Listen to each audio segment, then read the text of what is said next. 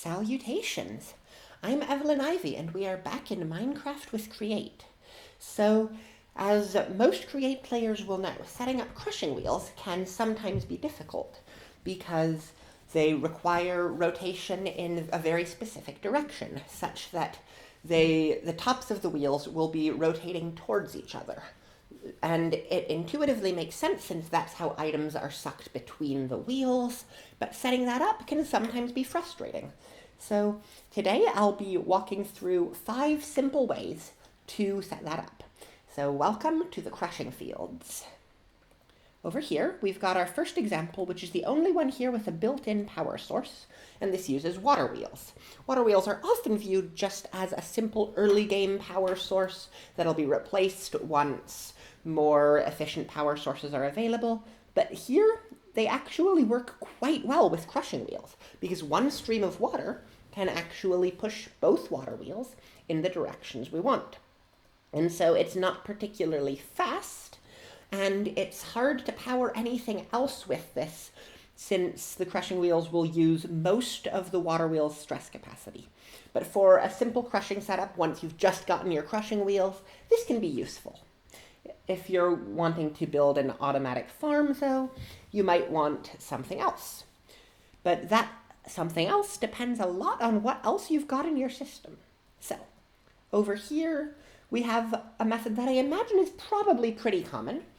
Just string 2 shafts together with a belt or an encased chain drive or cogwheels, and then just put a gearbox or a gear shift in between to reverse the rotation to one of the crushing wheels. So this works pretty well, and it's especially useful if you already need a belt here for something else. But one advantage of this is it can take vertical power. So if there's a vertically rotating shaft, you can have that running through this gearbox here, and that will power the crushing wheels and the belt.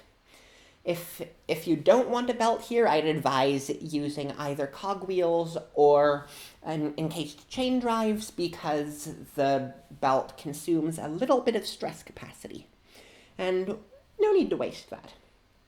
So this is the standard setup that I see people suggesting for other people to do. It's nice and compact, just 2 gearboxes, a shaft between them, and this works. Unless you want to power it vertically like what we showed before, but there are ways to do that.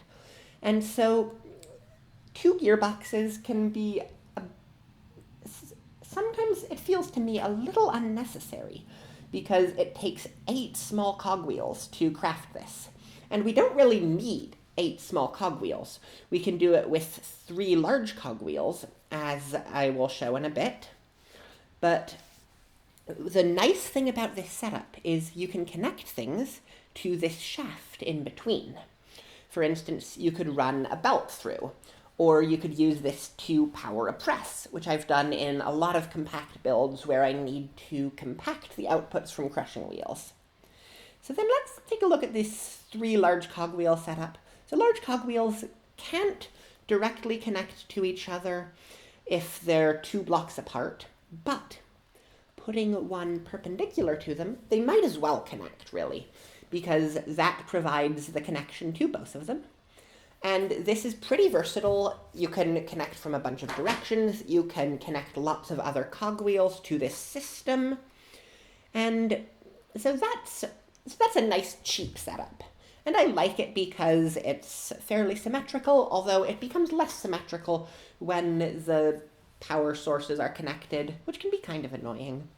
A side note before I show the last one, I am really amused that snow can collect on the tops of crushing wheels. That's definitely not intended, but it makes it look like it's eyes with eyebrows, and I like that. So then let's look at the last setup. So this is another 1 gearbox setup. And the nice thing about this is it takes a shaft coming in through the middle. So the shaft will enter right between these 2 encased chain drive setups. And so encased chain drives have this pretty cool feature where you can rotate them and they will still connect to each other. And so we have 4 encased chain drives and just 1 gearbox, and you can run these encased chain drives up and down. And like with the first setup over there after the water wheels, we can power this with a vertical power source if we replace this horizontal gearbox with a vertical one.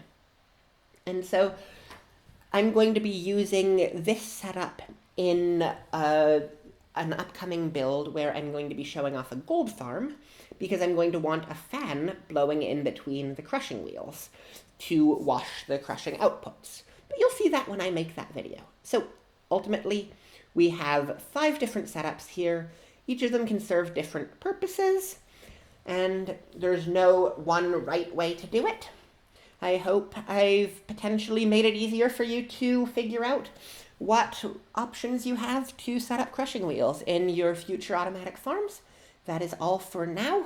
My gold generator video will be out soon, and you can probably see over here it's already in the works. That's not the iron generator from my previous video, although it does work in many of the same ways.